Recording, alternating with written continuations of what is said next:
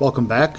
Today we're going to take a look at 3D printing our star cookie cutter, or our cookie cutter, whatever shape you drew. I am on a computer right now that is connected to the 3D printer. I have my flash drive plugged into the 3D printer, and on the flash drive, plugged into the computer, and on the flash drive I have my cookie cutter STL file on that as well. To begin, I'm going to go to my Afinia Studio software, click to open it. I'm not sure if this shows up on your screen, but on my screen I have a menu that showed up that says, with a yellow bar, do you want to allow this app from an unknown publisher to make changes to your PC? We're going to click yes, and our Afinia software is going to load. On the left hand side for our menu, we're going to select build.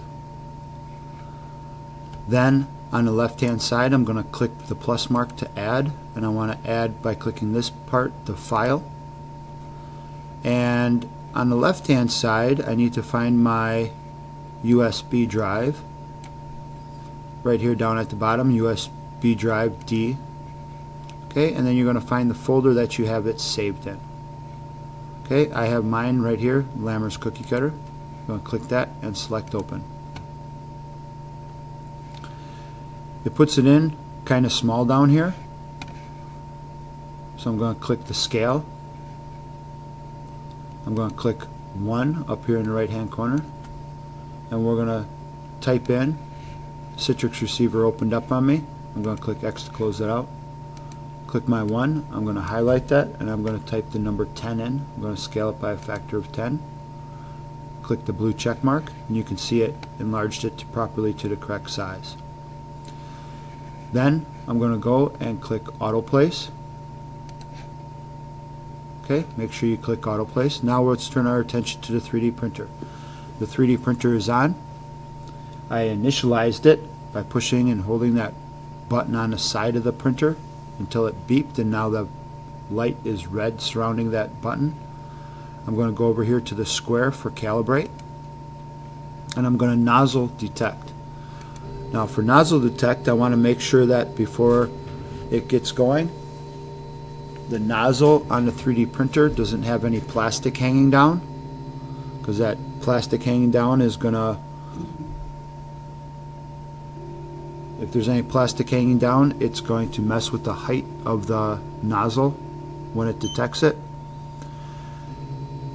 After it detects it, the table is going to drop back down again, and it's going to give us a little menu here that says how high that nozzle is. So we're just waiting for that, and we're going to confirm once this menu pops up, and click OK. Down here in the bottom we're going to click confirm. It says save succeeded, so we're going to click OK, and now we're ready to print. We're going to go to our print button here on the left hand side, click print. Make sure you're at 65% for the fill, and we're going to click print down here at the bottom.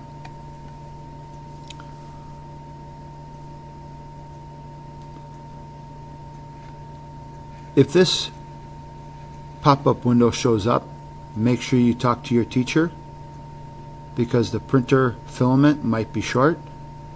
Your teacher will take a look at it and see if there's enough filament on there in order to print your design. In this case, I know that there's enough on there, so I'm going to click yes. But if you're not sure, make sure you click, or make sure you talk to a teacher before you click yes. Now what's happening is it's slicing the graphic and it's sending it over to the 3D printer. When the printer beeps, that means it has the part.